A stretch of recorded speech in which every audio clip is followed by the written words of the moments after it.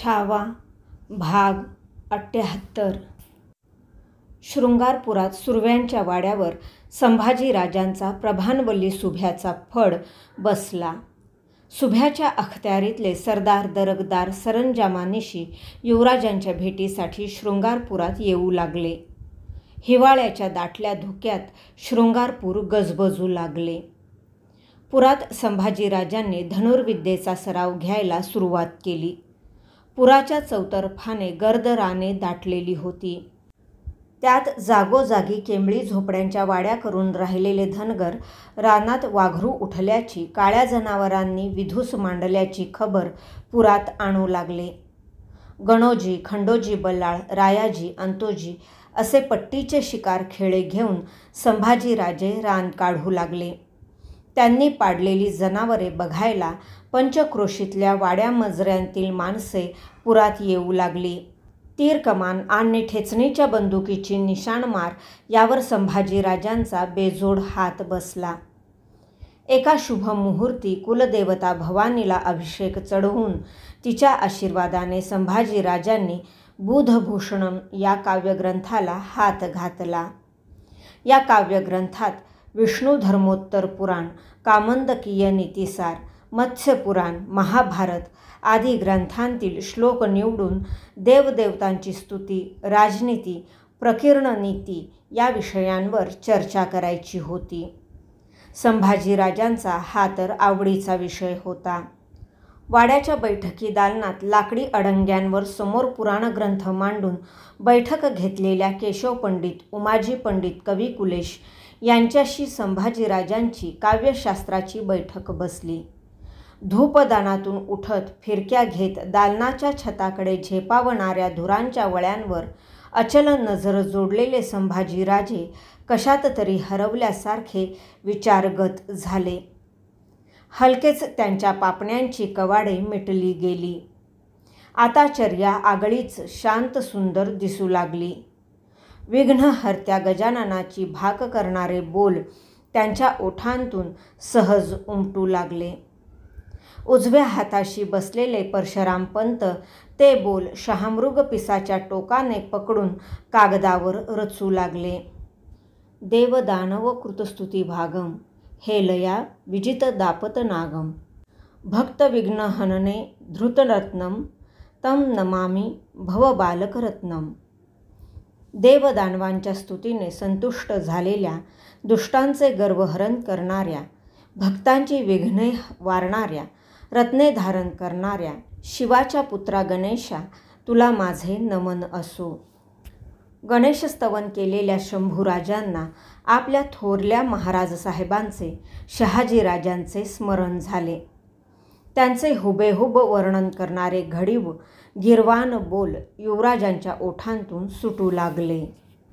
भृशत बलान्वय सिंधू सुधाकरः प्रथित कीर्त उदार पराक्रमः अभवत अर्थकलासु विशारदो जगती शहानृपः क्षितिवासवः. सिंधू सुधाकरासारखे प्रचंड बलशाली, कीर्तिवान, उदार, पराक्रमी व अर्थकलांमध्ये विशारद असे राजे शहाजी होऊन गेले. भोवतीचे पंडित कानांचे शिंपले टवकारून गिरदीला रेललेल्या मिटल्या डोळ्यांच्या संभाजीराजांना एकटक निरखू लागले. पानवठ्यावरून बगळ्यांची सफेद रांगच रांग तरंगत जावी तसे काही क्षण शांतपणे तरंगत गेले. आता मिटल्या डोळ्यांसमोर संभाजीराजांना आपल्या आबासाहेबांची अनेक रूपे, स्वरूपे तलवारीच्या फिरत्या तळपत्या पात्यासारखी दिसू लागली. आग्र्याच्या भरल्या दरबारातून तख्ताला पाठ दावीत तरातर बाहेर पडणारे तोफगोळ्यासारखे आबासाहेब, सिंहासनासमोर तडक खडे होत बहादूरच्या मोगलाई वकिलाला चालते भाची नगारखान्याकडे बोटाचा रोख देत जरब देणारे आबासाहेब, नावाची नमना तुम्हास आत्ता कळली नेताजीराव म्हणत पालकर काकांना अपार मायेनं ऊर भेट देणारे महाराज साहेब, थोरल्या आऊंच्या छत्रीवर सोनपाने वाहून गुडघे टेकीत पायरीला नम्र भावे कपाळ भिडविणारे आबासाहेब, साताऱ्याच्या किल्ल्यावर बिछायतीला लेटून घायाळ झालेले असहाय्य आबासाहेब, वडिली जोडून दिली दौलत कोण पुरुषार्थाची, असे शांतपणे सुनविणारे, जन्माने भोसला तेवढा आईचा नेक भूत्या म्हणत आम्हास छातवानाला बिलकते घेणारे आबासाहेब. ती रूपे एकमेकांत मिसळू लागली. डोळ्यात मावेनाशी झाली. महाराजांचे वर्णन करणारे नेमके शब्द संभाजीराजांना गवसेनासे झाले. नाकगड्डा चिमटीत धरताना त्यांच्या कपाळी आठ्यास आठ्या फुलल्या. त्यांना नकळतच गर्दनीला झोल मिळाला. झोलाने त्यांच्या टोपातील मोतीबंद लडी डुलल्या आणि त्यावरून फडफडत झेपावल्यासारखे वाटावे असे शब्दांचे सोनेरी पक्षी उडाले. यस्य अनेक वसुंधरा परिवृट प्रोत्तुंग चूडामणेः पुत्रत्वं समुपागतः शिव इति ख्यातः पुराणे विभुः. त्या शहाजी राजांना महामूर मुलखाचे धनी असलेले, लोकांना डोंगरासारखे उत्तुंग मोहरके वाटणारे, पुराणातील पुरुषश्रेष्ठ शिवासारखे राजे शिवाजी हे पुत्रश्रेष्ठ झाले. कविकाल भुजंगम अवलीढम निखिलम धर्मम वेक्षा विक्लवयः जगतः पतिरंश तोवताप स शिवछत्रपती यते जयः. त्या कलिकालाच्या भुजंगाला पचविलेल्या, अखिल धर्माची हिनावस्था बघून विव्हळ झालेल्या, स्वामी म्हणून जगताचे तापहरण करण्यासाठीच अवतरलेल्या शिवछत्रपतींचा जय जयकार असो. जयत्यजयः. संभाजीराजे 2-3दा स्वतःशीच पुटपुटले. सफेद विजय घोड्यावर मांड जमवून आंबा घाटाची चढण चढणारे, सरासर डोळ्यांआड होणारे महाराज त्यांना दिसू लागले. उभ्या आंबा घाटाची दरडच घुमत गरजताना त्यांना ऐकू येऊ लागली. आम्ही चिंता करणारे कोण? चिंता वाहणारी आई थोर आहे. आपल्या कुलाचा वसा आठवत संभाजीराजांचे मन स्वतःवर येऊन ठाण झाले. महाबळेश्वरच्या गोमुखातून पाण्याची धार लागावी असे त्यांच्या तोंडून काव्यबोल पाझरू लागले. तस्यात्मजः शंभूरिति प्रसिद्धः समस्त सामंत शिरोवतंस यः काव्य साहित्य पुराण गीत कोदंड विद्यार्णव पारगामी विविच्च शास्त्राणि पुरातानानामादाय तेभ्यः खलु सोऽयमर्थं करोति सदग्रंथं ममुं नृपालहस शंभुवर्मा बुधभूषणाख्यम. त्या शिवाजी राजांचा भोवतीच्या साऱ्या राजे लोकांना शिरोभूषण वाटणारा, काव्य साहित्य पुराण संगीत धनुर्विद्या यांचे ज्ञान घेतलेला मी पुत्र शंभूराजे या नावाने प्रसिद्ध आहे. पुराण ग्रंथांचे विवेचन करून त्यातील अर्थपूर्ण भाग निवडून मी शंभुवर्मा हा बुधभूषणम नावाचा सदग्रंथ रचित आहे. आपला काव्यग्रंथ रसिकांनी कसा वाचावा याचा करिणा देताना तर संभाजीराजांची गोल पुष्ट मर्दानी चर्या उजळून निघाली. खानदानी अदबीचा भंडारा त्या चर्येवर शालनाम्यासारखा पसरला. विविच्च संतः कृतिमस्मद्यां गृहन्तु सद असदच्च तज्जन्तु क्षीरावियोक्तं परिहृत्यं नीरक्षीरं भजन्ते खलु राजहंसः. दुधात मिसळलेले पाणी वगळून राजहंस फक्त दूधच सेवन करतात, तसे विद्वान सज्जन सत्य तेवढेच आपलेसे करून असत्य वगळून टाकतात.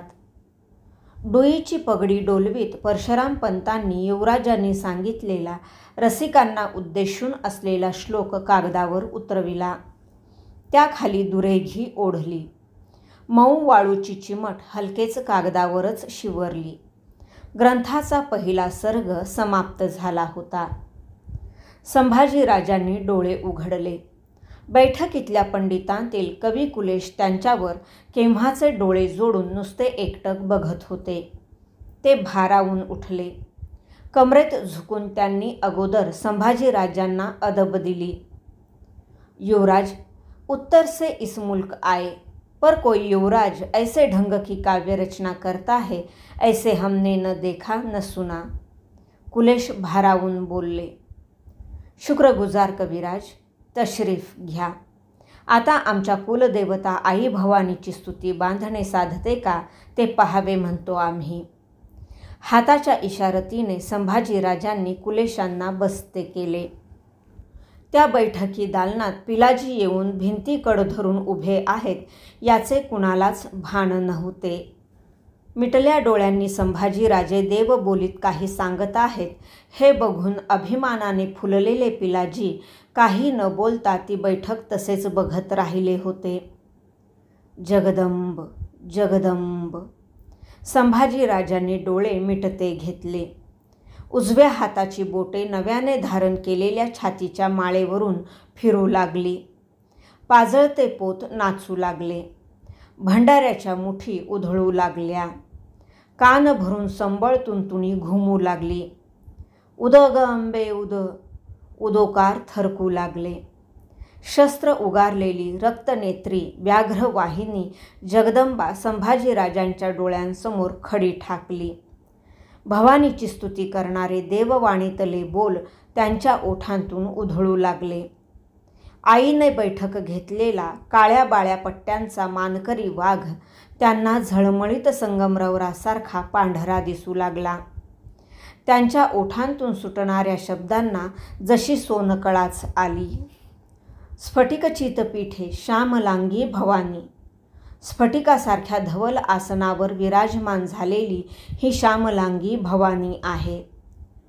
विलसत भाल तिलका, कपाळी रक्तटिळा शोभणाऱ्या, पूर्णेंदू हृदयवदनाम, पुनवेच्या चंद्रासारखा मनोहर मुखडा असलेल्या, सवर्तुलस्तन द्वंद्वम, कलशस्तनी पद्मनेत्र विराजिताम, कमलनेत्री शंभूकांता तेजस्वी कांती लाभलेल्या, निम्न नाभीम खोलगट नाभीच्या कृशमध्याम चिवळकंबर असलेल्या, विलसद रक्तवस्नाम रक्तकांची परिवृत्ताम, रक्तरंगीने सुव चोळी ल्यालेल्या, चंद्रचूडमणी स्तुतिमेणानाम, धरणीश शंभूरचितामती भक्त्या. त्या चंद्रचूडमणी भवानीची मी राजा शंभू भक्तिभावे स्तुती गातो. वाह वाह. कवी कुलेशांनी न राहवून भरघोस दाद दिली. पिलाजींचे फुलले डोळे तर संभाजीराजांच्या मुखड्यावर जखडूनच पडले होते. संभाजीराजांनी डोळे उघडले. बैठकी दालनाच्या उंबरठ्यात त्यांना खोळंबलेली धाराऊ दिसली. ती परतण्याच्या बेतात आहे हे ताडून इतर कुणाशीच काही न बोलता युवराजांनी तिची दखल घेतली. बोला आऊ, काय आज्ञा आहे? कसे बोलावे या पेचात धाराऊ खिणभर घुटमळली. मग निर्धाराने म्हणाली, हे देवाधर्माचं काय चाललं या ते होऊन दे. थाळं लावल्यात तेवढं कानावर घालायचं होतं.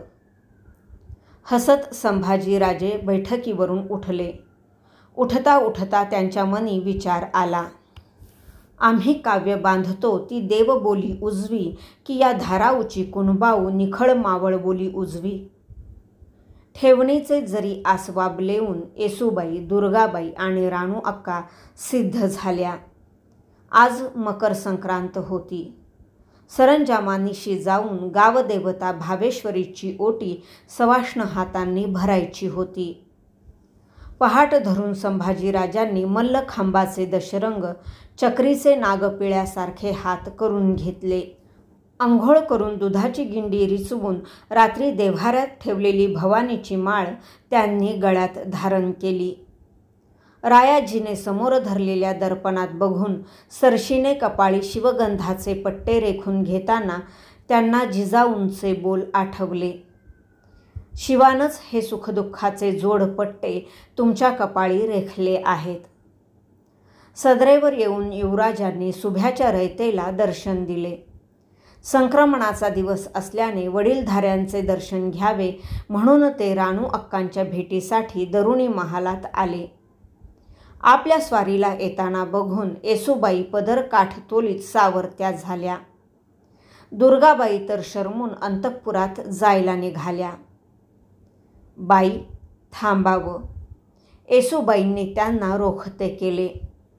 आत आलेल्या संभाजीराजांनी राणू अक्कांना हसत अदब दिली.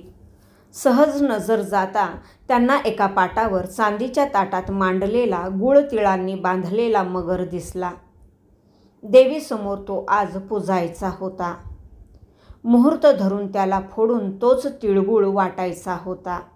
पाटाजवळ जात संभाजीराजे तो पिवळा धमक मगर निरखीत राहिले.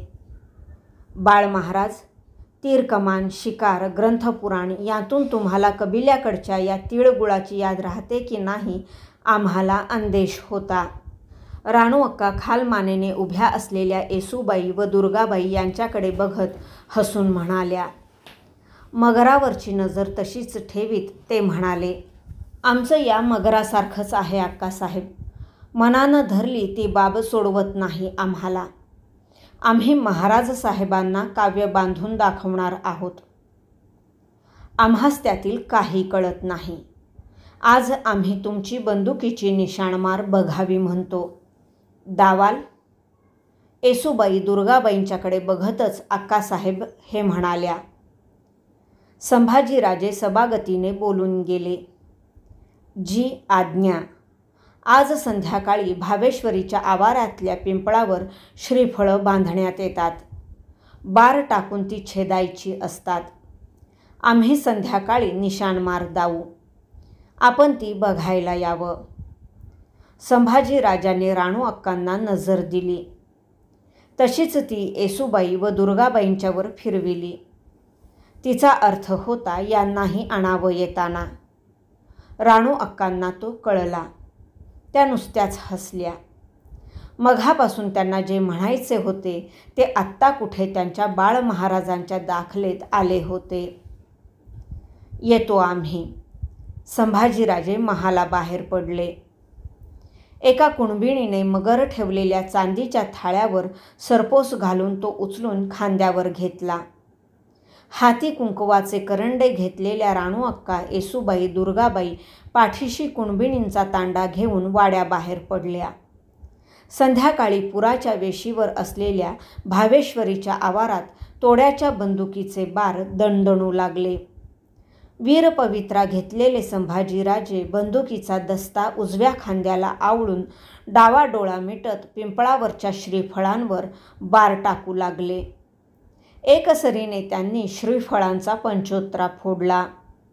फळांच्या कवचाच्या ठिकऱ्या पाराखाली उतरल्या.